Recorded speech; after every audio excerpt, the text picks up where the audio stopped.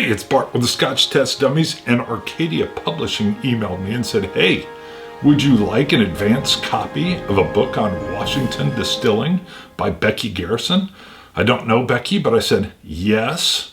I love things distilled in Washington, in particular, Westland. Hello, look at this peat collection, baby. Peat Week, boom. Touches on the original folks that were coming out to the Pacific Northwest and bringing whiskey with them or making whiskey. So everything from like the rendezvous or how people would gather and then bring their whiskey, and how whiskey is even one way you can trade things. So you can distill something and then bring that liquid with you, and it's valuable.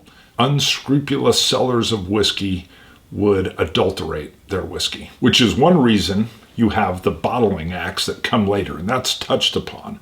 But people would add terrible things to whiskey, which we won't even discuss because I have fine whiskey up here. Actually, fine American single malt, which we'll talk about as well. But it explains, there's a chapter on like what's on a bottle and really why it's bottled. So for a lot of fans that watch this show, you already know all this. But again, for the light touch, some people don't understand that what a bottle gives you, especially with its I call it the strap, but with the sticker that holds the cork to the bottle, is it tells you that when this left the distiller, and in particular, this was all distilled in Washington State, that nobody's messed with it.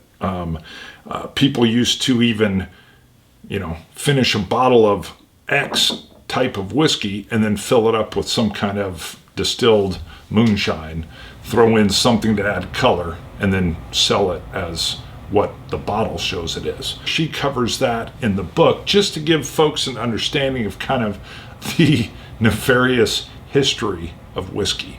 But I want to talk about the 16th Amendment. So a very interesting thing in here, an aha moment that I didn't know, and it's very important, is that the passing of the 16th Amendment, early 1900s, I think 1913, allowed the federal government to have an income tax. And I was like, that's when that kicked in. And prior to the federal government being able to tax your income, early 1900s, wow, they got a lot of their money from the taxation of alcohol.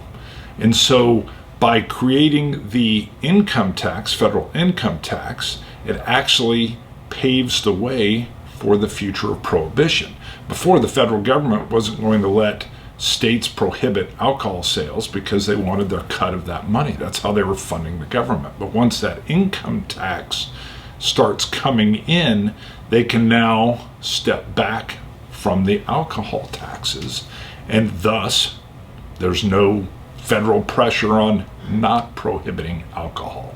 Very interesting, and I'm going to tell you probably the most important history lesson that I learned from this book.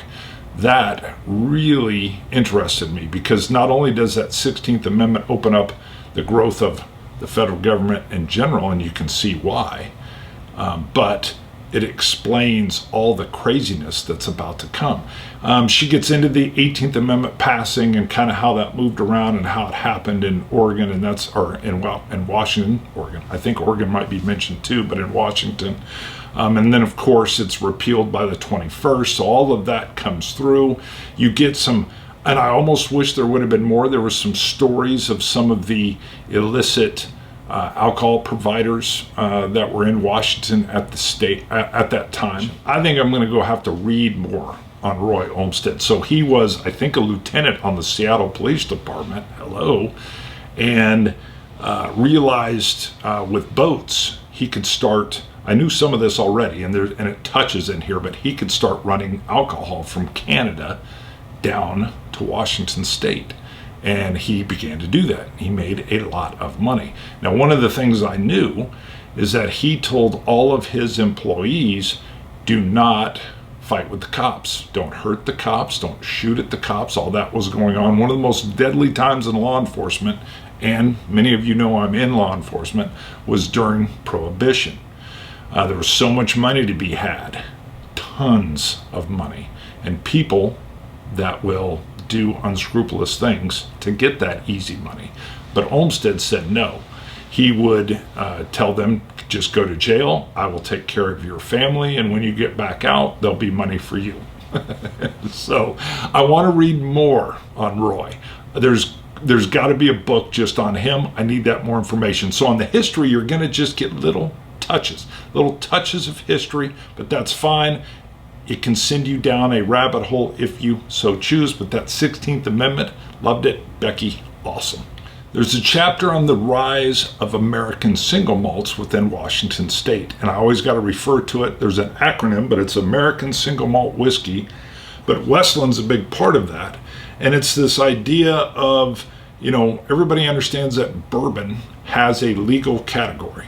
There's actually legal categories for rye and for other things that are just called, I think, American whiskey. I can't remember all of them. Bourbon's the big one.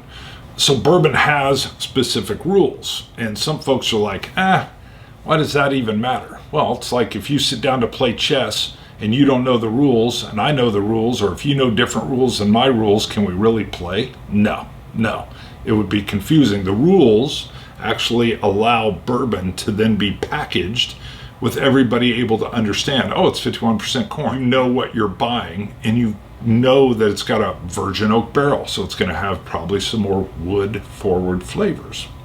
Again, there's just a little touch on that.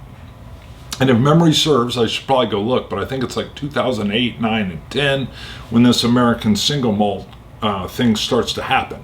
Very much kind of like, terrible sentence, very much like the craft beer is coming up. Now these craft distilleries are coming in, which I love. Anybody that's watched the channel over our decade plus run knows that I'm a huge fan of American single malts. You're even picking up, regions. So Washington's really feels like a region for me, and then Texas has got all those, those prairie fire tastes, and it gets so hot. And you end up with what I think is going to be developing some interesting taste profiles based on regions. And I think having a full legal standard will allow American single malts to sell even better overseas, and for the consumer within the states to understand what's going on. And I love barley. So I love 100% barley. It's nice having a little chapter on that. And then there is a quite large chapter on just multiple, not just single malt distilleries, but craft liquor distillers all throughout the state. It's broken down by regions within the state, and little blurbs, kind of like little blurbs on each one that you can just kind of touch into. So if you were going to be doing like a Washington State distillery tour, you could pick up the book and be like, I'm up here, I'm going to go check this, or I'm over by these islands, I want to go check these two. She mentions in the future of distilling that it's kind of a rough business, that probably by the time this book came out, some will have failed, and maybe there'll be some new ones that have come along. She does mention that she had an idea of including a chapter on women in distilling, but that there wasn't enough female-owned or run businesses to do that. And she states there was only one distiller that had or was owned by people of color. And that she mentions that she believes a range of programs, organizations, and scholarships have to emerge on the national level to address these gaps. My only concern with that is I've seen distillers, met many distillers, and they are passionate about what they're doing. I've even known a couple that have ended up failing. They didn't lack passion. It gets a little bit difficult on the business side of things. So the passion's there, but you've got to turn that profit. Just me, I've always wondered if it takes a range of organizations, programs, and scholarships that have to emerge on a national level in order to address the gaps. It makes me wonder why.